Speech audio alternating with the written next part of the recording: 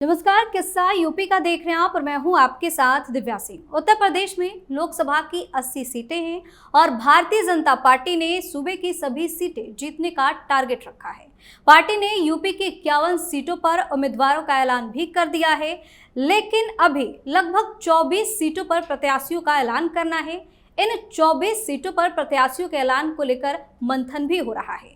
वहीं इनमें से कई ऐसी सीटें हैं जहां माना जा रहा है कि इस बार वहां नए प्रत्याशी उतारे जाएंगे। इस बीच सबसे ज्यादा चर्चा पीलीभीत लोकसभा और सुल्तानपुर लोकसभा सीट को लेकर हो रही है, जहां से वरुण गांधी और मेनका गांधी के चुनाव लड़ने पर सस्पेंस बरकरार है। इसी पर चर्चा करने के लिए मेरे साथ स्टूडियो में मौजूद हैं कैपिटल टीवी के एग्जीक्यूटिव एडिटर राजीव जी। सर, आपका स्वागत है। धन्यवाद। 2 सीटों पर सस्पेंस बरकरार है, ऐसा क्यों लग रहा है? और अगर इन दोनों को टिकट नहीं मिलता है तो इसके पीछे का कारण क्या होगा? देखिए, 2 सीटों पर सस्पेंस बरकरार नहीं है, 2 सांसदों के ऊपर सस्पेंस बरकरार है। अगर देखा जाए, पीलीभीत और सुल्तानपुर को लेकर कोई सस्पेंस नहीं है भारतीय जनता पार्टी के पास।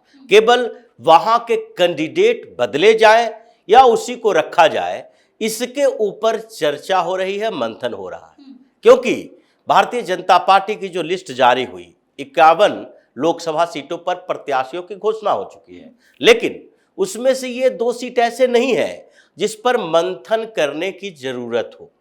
अगर सामान्य स्थितियां होती तो मेनका गांधी और दूसरे तरफ वरुण गांधी, ये दोनों लगातार चुनाव जीतते रहे हैं। चुनाव जीतने पर बहुत ज्यादा सस्पेंस नहीं है। भारतीय जनता पार्टी का टिकट मिले तो आसानी से चुनाव जीता जा सकता है। लेकिन क्या वजह है कि भारतीय जनता पार्टी इन दोनों को प्रत्याशी बनाने को लेकर अभी तक पूरी तरीके से क्लियर नहीं है?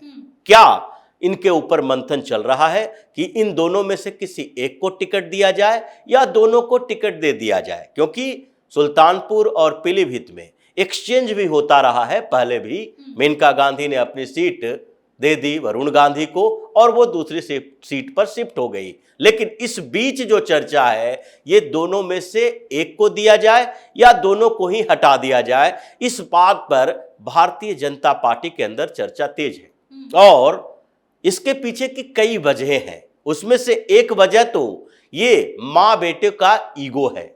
जिस तरीके से इन लोगों को लगता है नेहरू गांधी परिवार से आए हैं तो हमारा टिकट कौन काटेगा, हम उनकी जरूरत है, हमारी जरूरत वो नहीं है। ये जो इन लोगों के दिमाग में रहता है, उस घमंड को तोड़ने के लिए ही मोदी और योगी दोनों ने इन दोनों को सबक सिखाने के लिए ये सारा काम किया है। क्योंकि ईगो भारतीय जनता पार्टी के अंदर नहीं चलेगा और उसमें भी खानदान और परिवार का ईगो अगर है अंदर में तो उसे तो तोड़ना ही पड़ेगा। क्योंकि पीएम मोदी बार बार कहते हैं परिवारवाद की राजनीति नहीं चलेगी। लेकिन परिवारवाद का मतलब ये नहीं होता है कि बाप बेटे माँ बेटे या एक परिवार के 2 लोगों को कैंडिडेट नहीं बनाया जाए, विधानसभा या लोकसभा का चुनाव नहीं लड़ने दिया जाए। ये परिवारवाद राजनीति में नहीं कहते हैं। राजनीति में परिवारवाद का मतलब होता है कि कोई भी पार्टी बनी और उस पार्टी को बनाने वाले या फिर उस पार्टी के जो सर्वे सर्वा है वो किसी दूसरे को मौका न दे उस पार्टी का प्रमुख बनने के लिए। उस पार्टी का निर्णय सारा का सारा उसके घर से निकले और फिर उसी के आधार पर उसके परिवार के दूसरे लोग, अगली पीढ़ी, उसकी अगली पीढ़ी उस पार्टी पर कब्जा बनाए रखे और उसके निर्णय में भूमिका उसके घर वालों की ही। यही आधार राजनीति में परिवारवाद का है। ऐसा नहीं है कि कोई भी दुनिया का प्रोफेशन ऐसा हो जिसमें एक परिवार में अगर कोई उस प्रोफेशन में जाता है, क्योंकि समाज सेवा भी एक प्रोफेशन है और समाज सेवा में राजनीति को अगर जोड़ा जाए कि कोई सोसाइटी के लिए काम करने के लिए राजनीति ज्वाइन करता है, ऐसा अभी है नहीं बेसिकली। लेकिन ये इंटरनली तो कहा तो यही जाता है कि हम देश की समाज की सेवा करना चाहते हैं। अगर उसे भी माना जाए तो भी दुनिया का कोई भी जो प्रोफेशन है वो प्रोफेशन ऐसा नहीं कह सकता कि उसमें बेटे को बाप के प्रोफेशन में जाने का अधिकार ना हो। लेकिन जब उसे पूरी तरीके से समर्पित कर दिया जाता है तो दिक्कतें होती है किसी भी जगह पर। ऐसा नहीं है कि सिर्फ राजनीति की बात है, चाहे फिल्मों में अगर पूरी तरीके से आप उसे उत्तराधिकारी बनाते जा रहे हैं और फिर इन सब लोगों के परिवारों के बीच एक संगठन बना हुआ है और वहां पर दूसरे की एंट्री नहीं होने दी जा रही है, तो यह परिवारवाद बॉलीवुड के अंदर चलता है। और उसी तरीके से कोई भी दूसरा पेशा हो, अगर मेडिकल ग्राउंड की बात करें, मेडिकल में डॉक्टर का बेटा ज्यादातर डॉक्टर बनता दिखता है, उसमें भी अगर कोई पूरे मेडिकल प्रोफेशन पर कब्जा कर ले और उसके इर्द गिर्द के 2 4 10 ऐसे परिवार हो जिसने पूरा कब्जा करके रखा है, अपने बच्चे को वहां पर शिफ्ट कर रहे हैं, नए डॉक्टरों को मौका नहीं दे रहे, उसे आगे बढ़ने नहीं दे रहे हैं, तो भी इसमें भी परिवारवाद कहा जा सकता है। उसी तरीके से राजनीति की बात है, राजनीति में परिवारवाद जो भ्रमित करने की कोशिश ये राहुल गांधी, उसके बाद अखिलेश यादव ऐसे लोग करते हैं कि देखो भारतीय जनता पार्टी में भी परिवारवाद है। राजनाथ सिंह का बेटा पंकज सिंह भी तो विधायक है, उनका बेटा अनुराग ठाकुर का पिता वहां पर सीएम थे, ये सांसद बन गए। ये ऐसे कई उदाहरण हैं, लेकिन ये देखना पड़ेगा कि राजनाथ सिंह जो उत्तर प्रदेश के मुख्यमंत्री 2 बार रह चुके हैं, राजनाथ सिंह जो कि कैबिनेट मिनिस्टर हैं और भारतीय जनता पार्टी का अध्यक्ष रह चुके हैं, अगर उनका बेटा राजनीति में आना चाहता है तो उसे क्या कहा जाता है? इंतजार करो, पहले ग्राउंड पर काम करो, पहले तुम अपने तरीके से बताओ पार्टी को कि हम यहां पर जीत सकते हैं, मेरे पास संगठन है। एक भारतीय जनता पार्टी के वर्कर की तरह उसने पार्टी ज्वाइन किया, फिर कोशिश करते हुए एक विधानसभा क्षेत्र में काम करना शुरू किया, फिर विधानसभा का टिकट मिला और राजनाथ सिंह का बेटा होने के बावजूद वो अभी विधायक ही रहेगा। ऐसा नहीं है कि राजनाथ सिंह का बेटा है भाई सीधे योगी के कैबिनेट में शामिल कर दो, कोई बेहतरीन पोर्टफोलियो दिलवा लो। ये परिवारवाद से अलग है। लेकिन दूसरी तरफ इन पार्टियों को देखिए, चाहे समाजवादी पार्टी हो या राष्ट्रीय जनता दल हो या कांग्रेस हो या एनसीपी हो, ऐसी पार्टियां जो है वो सीधे खुद अध्यक्ष हैं और फिर पार्टी के अध्यक्ष की जिम्मेदारी मेरे बेटे की ही होगी, मुख्यमंत्री मेरे परिवार से ही बनेगा, कोई और बन ही नहीं सकता। इसको परिवारवाद कहा जाता है, न कि किसी को रोका जा सकता है कि तुम अगर एक बार नेता बन गए तो तुम्हारे खानदान परिवार से कोई नेता पैदा ही नहीं हो सकता। ये तो प्रेरणा की बात है कि किसी के पिता नेता हैं और वो अच्छा काम राजनीति में किए हैं, उसे प्रेरणा मिली और वो समाज राष्ट्र के लिए जुड़ गया उसी में, और फिर वो राजनीति में एंट्री किया, राजनीति करता रहा। समय उसका भी आएगा, मेहनत के बदौलत ऊपर बढ़ेगा। लेकिन इन लोगों का क्या है? जैसे मेनका गांधी ने यह सोच रखा था कि व्यवस्थाएं बदली नहीं है भारतीय जनता पार्टी में। ये पहले वाली भारतीय जनता पार्टी समझती रही कि हमें गांधी नेहरू परिवार के कारण भारतीय जनता पार्टी में एक बड़ी भूमिका मिलेगी, और वाजपेयी जी की सरकार के समय मंत्री भी बना दिया गया, बाद में मंत्री भी रही, इन सरकारों में भी रही, और इन्होंने सोचा कि हम तो मंत्री ऐसे ही बन जाते हैं, क्यों, हमारी कोई भूमिका नहीं है, हमारी भूमिका यही है कि हम गांधी नेहरू परिवार के हैं, संजय गांधी की पत्नी रहे हैं। ये जो तरीके हैं इस परिवार के अंदर, उसी को सबक सिखाने के लिए ये एक निर्णय लिया जा रहा है कि तुम डिक्टेट नहीं कर सकते। भारतीय जनता पार्टी अब तुम्हारी जरूरत के अनुसार नहीं है, तुम्हें भारतीय जनता पार्टी की जरूरत है। तुम हमारे टिकट से चुनाव लड़ोगी तो जीतोगी, नहीं लड़ोगी हार जाओगी, चाहे कोई भी पार्टी हो। उसी तरीके से वरुण गांधी के अंदर भी ईगो आ गया था।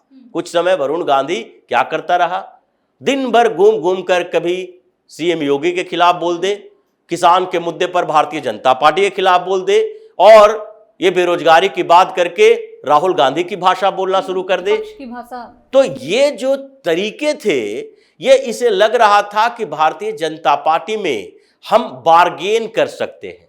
इन नेगोशिएशन नहीं, बार्गेनिंग, कि हम विद्रोही हो गए हैं, हम आपके नीतियों का विरोध कर रहे हैं, तो वहां से हमें अपलिफ्ट कर दिया जाए, सांसद है हमें मंत्री बना दिया जाए, क्योंकि मेनका गांधी भी अभी मंत्री नहीं। तो ऐसे में ये बार्गेनिंग करने की कोशिश किया, लेकिन भारतीय जनता पार्टी के नेतृत्व ने क्या किया, इससे सारी चीजें छीन ली। चुनाव प्रचार से बाहर मेनका गांधी किसी मंच पर नहीं दिखाई पड़ेगी, वरुण गांधी किसी मंच पर दिखाई नहीं पड़ेगा। इसी तरीके से धीरे धीरे भाजपा के शीर्ष नेतृत्व ने इन मां बेटों को नेग्लेक्ट करना शुरू कर दिया, इसे दरकिरार करना शुरू कर दिया। और फिर जब चुनाव नजदीक आई, वरुण गांधी तो इधर उधर घूमता दिखाई पड़ा।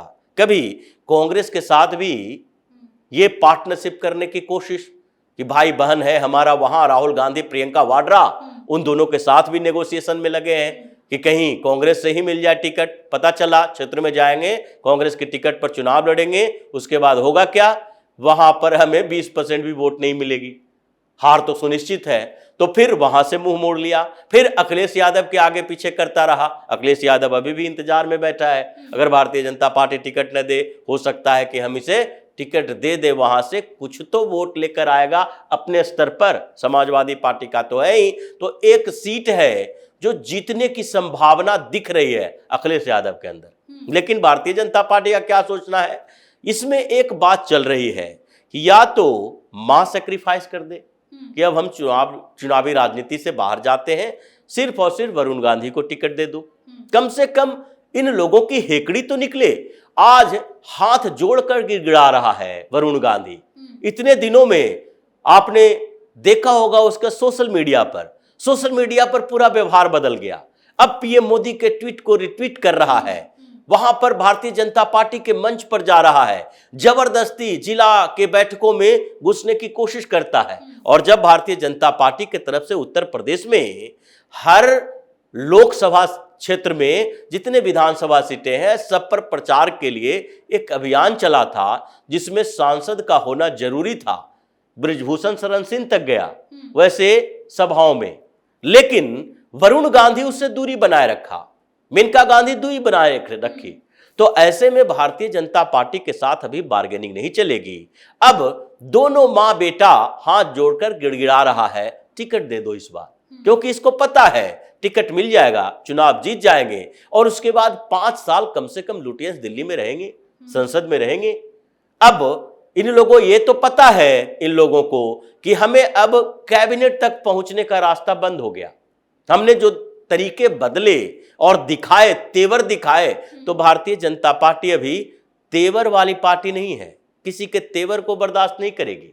तुम अगर जाना चाहते हो बाहर जाओ, बाहर भी नहीं गए तो हम तुम्हें निकालेंगे नहीं, समय का इंतजार करेंगे।